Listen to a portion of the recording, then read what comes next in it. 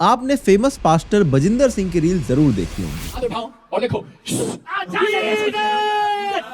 मुझको मैं बदल दिया आजाद हो जाए आजाद हो जाए मृत्यु कर जाए सर्वाइकल जाए मुझे पैरालाइज के मुंह टेढ़ा हो जाता है, हाथ पैर टेढ़े हो जाते हैं। इसी समय परमेश्वर का आत्मा उसको छुए, यहोवा की शक्ति उतर छोड़ दे।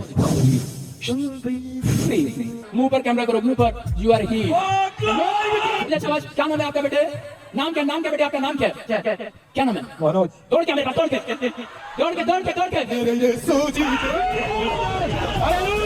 देखो, मजाक अपनी जगह है, लेकिन एक्चुअल में इन वीडियोस को देखने पर पता चलता है कि हमारी जनता को किस लेवल पर मैनिपुलेट किया जा सकता है। लेकिन इनकी असली रियलिटी ये है।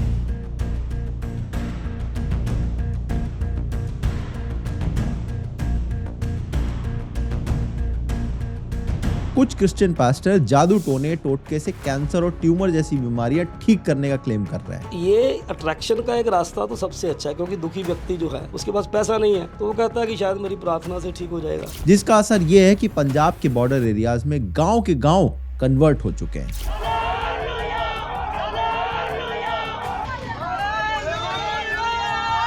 और तो और बिहारी लोग, जिन्हें कभी एकदम स्टॉन्च हिंदू समझा जाता था, वो लोग भी यशु के दीवाने हो चुके हैं। आज यीशु नाम से बाइबल उठाओ भैया यीशु जी के नाम से। भारत के कुछ स्टेट्स में क्रिश्चियनिटी फास्टेस्ट ग्रोइंग रिलीजन बन चुका है। भारत की ट्राइबल कम्युनिटीज और दलित्स अपने धर्म छोड़कर क्रिश्चियनिटी में कन्वर्ट कर रहे हैं। क्या लोग क्रिश्चियनिटी में इसलिए कन्वर्ट कर रहे हैं क्योंकि ये कूल और मॉडर्न दिखता है, या फिर इन लोगों को जबरदस्ती या पैसे देकर कन्वर्ट कराया जा रहा है? हमारे उत्तर भारत में बहुत बड़ा मिसकंसेप्शन है कि भारत में जो क्रिश्चियनिटी को इंट्रोड्यूस किया था वो ब्रिटिशर्स ने किया था, जबकि भारत में क्रिश्चियनिटी की शुरुआत इस्लाम के पैदा होने से भी पहले हो चुकी थी। आपने कभी सोचा है कि ऐसा क्यों है कि नॉर्थ ईस्ट के सारे स्टेट्स की मेजॉरिटी पॉपुलेशन क्रिश्चियन है? भारत में क्रिश्चियन मिशनरीज का नाम कन्वर्जन रैकेट्स और ह्यूमन ट्रैफिकिंग से क्यों जोड़ा जाता है? इसके पीछे की रियलिटी क्या है, और क्या मदर टेरेसा सही में एक सेंट थी? आज के इस वीडियो में इन सारे इश्यूज पर डिटेल में बात करते हैं। आइए देखते हैं। भारत में क्रिश्चियनिटी की हिस्ट्री बहुत पुरानी है। इनफैक्ट आप जान के शॉक्ड हो जाओगे कि भारत में क्रिश्चियनिटी को एस्टैब्लिश ही डायरेक्टली जीसस क्राइस्ट के एक डिसाइपल ने किया था। जीसस क्राइस्ट के 12 डिसाइपल्स थे, जिन्हें एपोस्टल के नाम से जाना जाता है। ऐसा कहा जाता है कि जीसस क्राइस्ट ने इन 12 डिसाइपल्स को ही अपनी टीचिंग्स पूरी दुनिया में फैलाने के लिए कहा था, और उन्हीं में से एक थे सेंट थॉमस, जो 52 एडी में केरला में गए थे। ये वो टाइम था जब उत्तर भारत में कुषाण एम्पायर चलता था और सदर्न भारत में चेरा और चोला डायनेस्टी रूल करती थी, जिनका रोमन एम्पायर और मिडिल ईस्ट के साथ काफी ट्रेड होता था। और इसी ट्रेड रूट से ही सेंट थॉमस भी केरला पहुंचे थे, जिसके बाद इन्होंने केरला में क्रिश्चियनिटी को स्प्रेड किया, चर्चेस खोली और लोगों को कन्वर्ट करना शुरू किया। इसके बाद जो सेकेंड वेव ऑफ क्रिश्चियनिटी थी वो भारत में आई 16th सेंचुरी में, जब वास्को डे गामा भारत आया और उसे पता चला कि यहाँ तो क्रिश्चियनिटी ऑलरेडी एग्जिस्ट करती है। जिसके बाद पोर्चुगीज ने गोवा, कर्नाटका, केरला और तमिलनाडु जैसे स्टेट्स में यूरोपियन क्रिश्चियनिटी को इंट्रोड्यूस किया। पोर्चुगीज रूल में गोवा के हिंदूज को बहुत ज्यादा ऑप्रेस किया गया था, मंदिरों को तोड़ा गया था, फोर्सफुल कन्वर्जन किए गए थे, जिसे गोवा इंक्विजिशन भी बोला जाता है, और हमने इस वाले वीडियो में बड़ी डिटेल में इसको कवर किया है। उत्तर भारत की बात करें तो आप शायद बिलीव नहीं करोगे, लेकिन सबसे पहले क्रिश्चियनिटी बिहार में पहुंची थी। उत्तर भारत की जो ओल्डेस्ट क्रिश्चियन कम्युनिटीज हैं उसे बेतिहा क्रिश्चियन बोला जाता है, जिसकी शुरुआत चंपारण बिहार के अंदर होती है, और फिर कहीं 1900s में जाकर क्रिश्चियनिटी पहुंचती है नॉर्थ ईस्ट भारत के स्टेट्स के अंदर। लेकिन अगर आज आप क्रिश्चियंस की पॉपुलेशन देखोगे तो परसेंटेज वाइज सबसे ज्यादा क्रिश्चियन नॉर्थ ईस्ट स्टेट में आपको दिखाई देंगे। 1800s में ही नॉर्थ ईस्ट के हिल्स ब्रिटिश रूल के अंडर आ गई थी, जिसके बाद उन्होंने यहाँ पर मिशनरी एक्टिविटीज को एनकरेज करना शुरू कर दिया। नॉर्थ ईस्टर्न स्टेट्स में क्रिश्चियनिटी को फैलाने में मेन रीजन ये था कि यहाँ पर मोस्टली ट्राइबल लोग रहते थे, और इन लोगों तक कोई रिलीजन नहीं पहुंचा था। यहाँ के लोग मोस्टली नेचर की पूजा करते थे, और क्रिश्चियनिटी यहाँ पर इतना वाइडली इसलिए एक्सेप्ट कर ली गई क्योंकि इसके थ्रू जो बाकी अलग अलग ट्राइब्स थे उनको एक कॉमन आइडेंटिटी मिल गई, और क्रिश्चियन मिशनरीज ने इन ट्राइबल लोगों के कस्टम, लैंग्वेज और कल्चर में भी ज्यादा इंटरफेयर नहीं करा। ब्रिटिश लोगों ने गवर्नमेंट स्कूल भी चर्चेस को चलाने के लिए दे दिए, कम्युनिटी सर्विस की गई, जिसकी वजह से ज्यादा लोगों को क्रिश्चियन बनाया जा सके। तो ये कहा जा सकता है कि सदर्न भारत में क्रिश्चियनिटी स्प्रेड हुई ट्रेड की वजह से और पोर्चुगीज रूल की वजह से, जबकि नॉर्थ ईस्ट में क्रिश्चियंस को कहीं ना कहीं फर्स्ट मूवर एडवांटेज मिल गया। लेकिन अगर प्रेजेंट टाइम की बात करें तो क्रिश्चियनिटी के स्प्रेड के पीछे बहुत सारे फैक्टर्स रिस्पॉन्सिबल हैं। मैंने अपनी रिसर्च में रियलाइज किया कि आज के टाइम पर क्रिश्चियनिटी में कन्वर्ट होने का सबसे बड़ा रीजन बनता है कास्ट डिस्क्रिमिनेशन। मुझे पता है कि आपको शायद सुनने में कंट्रोवर्शियल लग रहा होगा, बट रियलिटी यही है। क्रिश्चियनिटी में सबसे तेजी से कन्वर्जन पंजाब के अंदर हो रहा है और वहां पर काफी सारी इसकी ग्राउंड रिपोर्टिंग हो चुकी है, जिसको एनालाइज करने पर यही पता चलता है कि मोस्टली लोग जो क्रिश्चियनिटी में कन्वर्ट होते हैं वो पंजाब के मजहबी सिख हैं और वाल्मीकि हिंदूज हैं, जिन्हें सोशली काफी डिस्क्रिमिनेशन फेस करनी पड़ती है, जो अपने बच्चों को कभी कॉन्वेंट स्कूल में भेजने का सपना भी नहीं देख सकते थे और जिन्हें खुद की कम्युनिटी ने ही रिजेक्ट किया हुआ है। पंजाब के अंदर जो ये मजहबी सिख कम्युनिटी है, इसे लोअर कास्ट कंसीडर किया जाता है और इनके जो गुरुद्वारे वगैरह होते हैं वो भी अलग से होते हैं और ये चीजें आपको इजीली नोटिस हो जाएगी क्योंकि इनके गुरुद्वारे कुछ इस हालत में होते हैं, जबकि चर्चेस में ऐसा सिस्टम नहीं होता। ये सारी कास्ट के लोगों को अलाउ करते हैं, इसीलिए दलित को ये फील होता है कि यहाँ उनके साथ भेदभाव नहीं किया जा रहा है और उन्हें एक सेंस ऑफ कम्युनिटी भी फील होती है। चर्चेस ऑफ नॉर्थ इंडिया के डायरेक्टर डेनियल बी दास ने बताया कि पंजाब के 95% क्रिश्चियन सेम कास्ट और सेम क्लास से बिलोंग करते हैं, इसीलिए अभी डिस्क्रिमिनेशन होने के चांसेस नहीं होते हैं। इसीलिए दलित क्रिश्चियनिटी को इक्वालिटी और सिक्योरिटी से जोड़कर देखते हैं और पंजाब के अंदर जो क्रिश्चियनिटी का मॉडल है वो सिर्फ कास्ट को टैकल नहीं करता बल्कि जो बेसिक नीड है उस पर भी लोग फोकस करते हैं। बहुत सारे लोग क्रिश्चियनिटी इसलिए अपनाते हैं क्योंकि उन्हें पता है कि एटलीस्ट उनके बच्चों को कॉन्वेंट स्कूल में एक अच्छी एजुकेशन मिल सकेगी, वो भी फ्री ऑफ कॉस्ट में। फतेहगढ़ चूरियन का सेंट फ्रांसिस स्कूल साल में 90 लाख रुपए खर्च करता है बच्चों को फ्री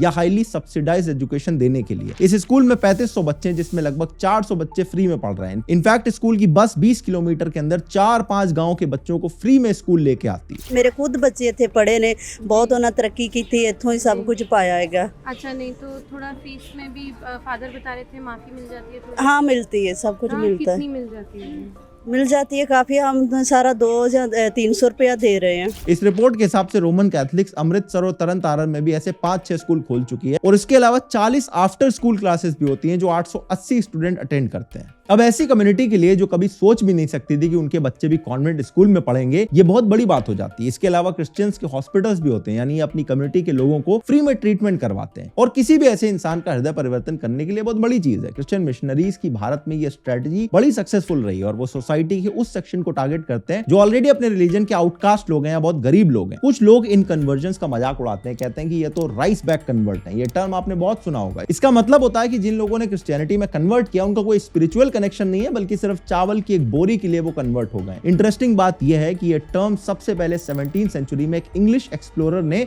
फ्रेंच कैथलिक्स के लिए यूज किया था और कहा था कि इनकी प्रीचिंग से ज्यादा लोग फ्री के चावल के लिए कन्वर्ट हो रहे हैं। लेकिन जरा सोच के देखो, ये टर्म किसी की बेइज्जती करने के लिए कैसे यूज किया जा सकता है? अगर आपके धर्म में ऐसे लोग हैं जो 2 वक्त की रोटी के लिए स्ट्रगल कर रहे हैं और आपकी कम्युनिटी में कोई उनकी हेल्प नहीं कर रहा है, तो बेचारे कहीं ना कहीं से तो अपना पेट भरेंगे। और ये तो लाइफ का बेसिक रूल है कि सबसे पहले इंसान की बेसिक नीड पूरी होनी चाहिए। आस्था, धर्म, इन सब चीजों के बारे में इंसान उसके बाद सोचेगा जब उसका पेट भरा होगा। तो एक्चुअल में देखा जाए तो जो भी लोग जिस भी धर्म से क्रिश्चियनिटी में कन्वर्ट हो रहे हैं, ये उन धर्मों का फेलियर है कि वहां के लोगों को बेसिक नीड के लिए कन्वर्ट करना पड़ रहा है। फिर चाहे वो चावल की बोरी हो, अपने बच्चों के लिए अच्छी एजुकेशन या हेल्थ केयर हो, या बेसिक डिग्निटी और इक्वालिटी हो। और वहीं दूसरी तरफ अगर आप देखो तो कितना सिनिस्टर प्रोपेगेंडा है कि जो भी लोग कन्वर्जन कराने के लिए जा रहा है उसके दिमाग में पहले से सेट है कि मुझे किसको टारगेट करना है, जो सबसे ज्यादा वल्नरेबल होगा और उसको मैं वही चीजों का लालच दूंगा जो उसके पास नहीं है और उसे फटाक से मैं कन्वर्ट कर लूंगा। और ये हमारी सरकारों की भी रिस्पॉन्सिबिलिटी बन जाती है कि किसी भी इंसान को अगर 2 वक्त की रोटी नहीं मिल रही है या उसके साथ कास्ट को लेकर डिस्क्रिमिनेशन हो रहा है या फिर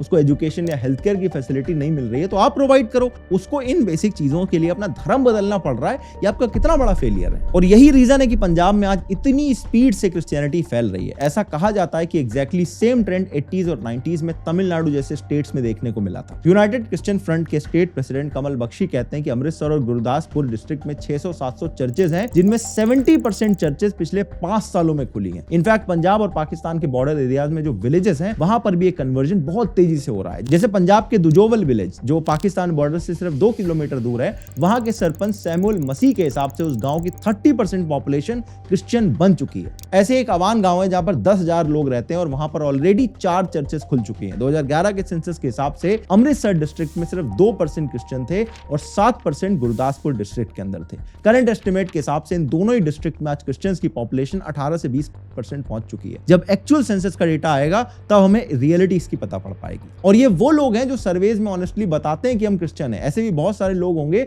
जो गवर्नमेंट बेनिफिट्स और रिजर्वेशन लेने के लिए अपना नाम या आइडेंटिटी चेंज नहीं करते हैं, लेकिन ये रिलीजन को एक्सेप्ट कर चुके हैं और ये एक बहुत बड़ा चैलेंज है उन लोगों को ट्रैक करने का जो कन्वर्टेड क्रिश्चियंस हैं। और ये चैलेंज सिर्फ पंजाब के अंदर नहीं बल्कि ऑल ओवर इंडिया देखा जाता है। अब इतना सारा मैंने आपको डेटा सुना दिया तो आप ये समझ गए होंगे कि क्रिश्चियनिटी भारत के अंदर कितनी तेजी से फैल रही है। और सोशल मीडिया पर क्रिश्चियनिटी का जो क्रेज दिखाई देता है वो हमें फनी लग सकता है लेकिन बिल्कुल भी एग्जैजरेटेड नहीं है। इनफैक्ट इनकी ये स्ट्रेटजी तो बहुत ज्यादा पॉपुलर हो रही है। यीशु मसीह ने एक जगह पर मिट्टी में थूका, क्या किया? मैं आपके थूक के मिट्टी लगा दूं? हाँ या ना? ठीक है, थोड़ा सा थूकता हूं, ज्यादा नहीं। बोलो हालेलुया। अबलबा शबलबा बलबा शबलबा।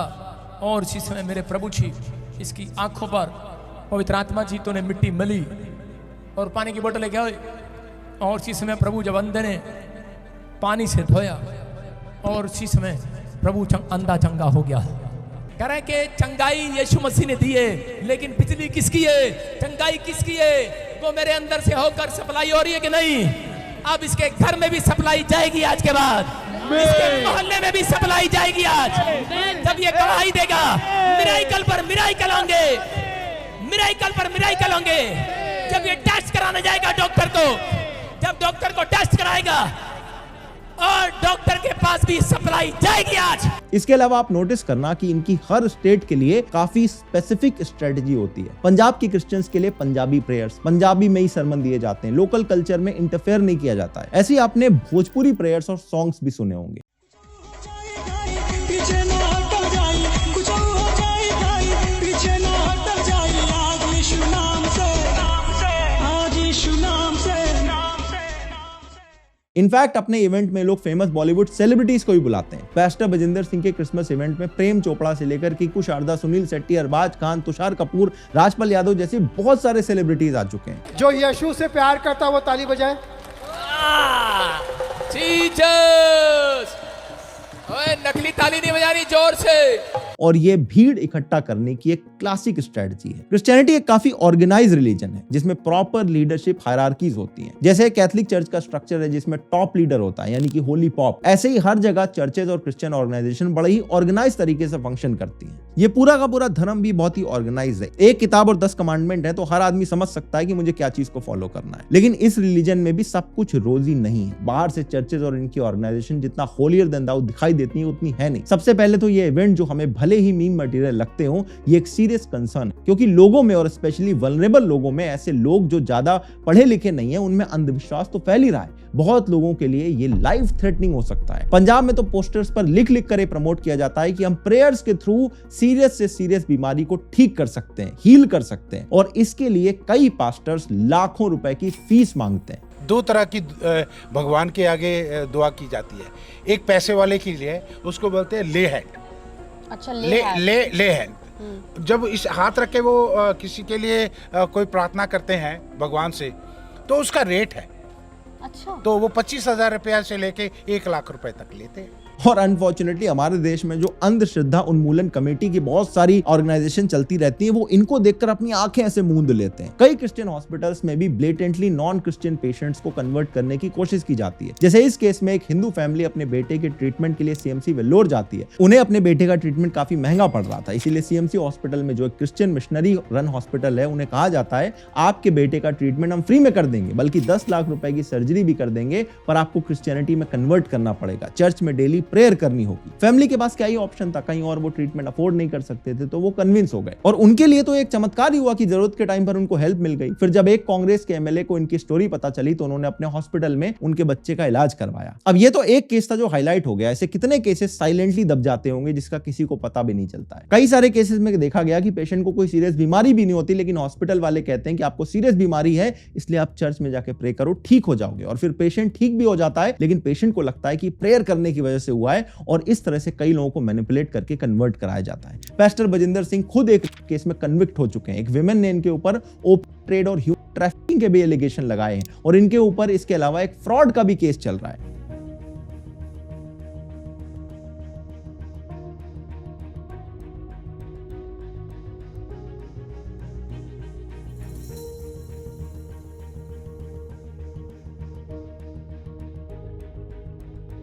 इनफैक्ट पास्टर बजिंदर जब 15 साल पहले क्रिश्चियनिटी में कन्वर्ट हुए थे तो खुद एक मर्डर केस में जेल के अंदर थे। वजिंदर सिंह के अलावा ऐसे बहुत सारे पास्टर्स हैं जिनके ऊपर असॉल्ट के केस चल रहे हैं और बहुत केसेस में इनको सजा हुई है। अगर आप ग्लोबल लेवल पर देखोगे तो आपको बहुत सारे चर्चेस के अंदर ऐसे पोप दिखाई देंगे जिनके साथ बच्चों के साथ ऐसे कुकर्म करने के ऊपर एलिगेशन लगते हैं और बहुत सारे केसेस निकल के आते हैं। और क्रिश्चियन मिशनरीज के ऊपर इस तरह के एलिगेशन लगना कोई नई बात नहीं है। मदर टेरेसा के टाइम से ऐसा चलता चला आ रहा है। मदर टेरेसा पर forceful conversion, bad medical care और तो और डिक्टेटर्स के साथ रिलेशनशिप होने के एलिगेशन भी लग चुके हैं और कुछ हद तक वो प्रूफ भी हो चुके हैं। इनफैक्ट 2013 में ओटावा यूनिवर्सिटी में एक स्टडी हुई जिसमें कंक्लूड किया गया कि मदर टेरेसा की इमेज कैथोलिक चर्च ने एक फोर्सफुल मीडिया कैंपेन चला के बनाई थी। और जिन्हें यह लगता है कि क्रिश्चियन मिशनरीज ठीक ही तो कर रही हैं, दलित का भला हो रहा है, भले वो कन्वर्ट हो जा रहे हो, तो एक बार इस तरह से सोच के देखना कि जो अंग्रेज हमारे यहाँ पर आए उन्होंने भी हमें रेलगाड़ी दी, लेकिन उस रेलगाड़ी को लगाने के पीछे उनका मकसद यह था कि वो जल्दी जल्दी कैसे वो भारत का सामान चुरा के अपने यहाँ ले जा सकते हैं। और इसी तरह से जो क्रिश्चियन मिशनरी का एक्चुअल मकसद है वो अपलिफ्टमेंट का नहीं, कन्वर्जन के टारगेट को पूरा करना है। और ये इनका मकसद कभी रुकता नहीं है। मिशनरी का मतलब ये होता है कि वो एक मिशन पे निकले हुए हैं कि पूरी दुनिया में जीसस क्राइस्ट के मैसेज को फैलाना है और लोगों को कन्वर्ट करना है। मिशन का बड़ा सिंपल मतलब होता है कि उनका एक मकसद है और इस मकसद को पूरे करने के लिए वो एक्सट्रीम लेवल पे भी जा सकते हैं। क्रिश्चियन मिशनरीज कई 100 सालों से अंडमान और निकोबार की ट्राइब्स को कन्वर्ट करने की कोशिश कर रहे हैं और इस चक्कर में बहुत सारे ये क्रिश्चियन मिशनरी वाले अपनी जान तक गंवा चुके हैं। एक बहुत फेमस केस हुआ था जिसमें क्रिश्चियन मिशनरी भारत के प्रोटेक्टेड सेंटिनल आइलैंड की ट्राइब को कन्वर्ट करने पहुंच गया था अंडमान निकोबार के अंदर, क्योंकि उसे लगता है कि ये आइलैंड सेटन का लास्ट स्ट्रॉन्ग होल्ड है। लेकिन जॉन भी वहां से बाकी उन मिशनरीज की तरह वापस जिंदा नहीं आ पाया जो कई बार ट्राइब से कांटेक्ट करने की कोशिश कर चुके हैं। जॉन के फादर ने इसके लिए अमेरिकन मिशनरी कम्युनिटी को ब्लेम किया था, यह कहके कि उन्होंने उनके बेटे को इतना एक्सट्रीम बना दिया है। देखो, भारत के कुछ स्टेट्स के अंदर क्रिश्चियनिटी बहुत तेजी से ग्रो कर रही है, स्पेशली अगर आप पंजाब के अंदर देखोगे, और यहाँ पर बहुत सारे ऐसे केसेस हैं जहां पर फोर्सफुल कन्वर्जन या मैनिपुलेशन के भी केसेस निकल के आते हैं। भारत के कई सारे स्टेट में एंटी कन्वर्जन लॉ लगे हुए हैं और जरूरत पड़ने पर उनको यूज भी किया जाता है, लेकिन आप इनसे सिर्फ फोर्सफुल कन्वर्जन रोक सकते हो। लेकिन वो कन्वर्जन जो लोग कास्ट डिस्क्रिमिनेशन या इनइक्वालिटी बता के कन्वर्ट हो रहे हैं, उनको रोकने के लिए कोई लॉ नहीं है। और इसके लिए सरकार ये कर सकती है कि आप बेसिक जो फैसिलिटीज हैं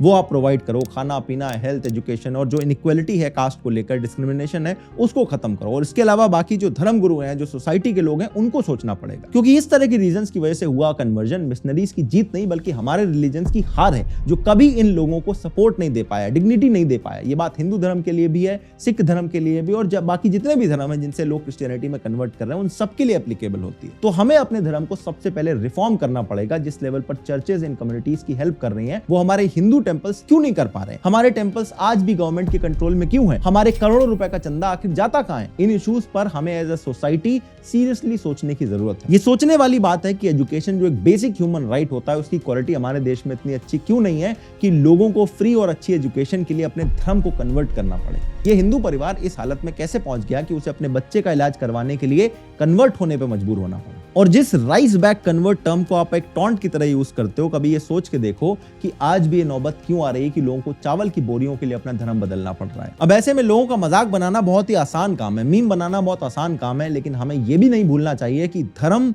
लोगों के लिए बना था, लोग धर्म के लिए नहीं बने थे। अगर ये वाला वीडियो आपको अच्छा लगा तो अगला वीडियो आपको और अच्छा लगेगा। स्क्रीन पे लगा दिया है, क्लिक करो और अभी देख डालो।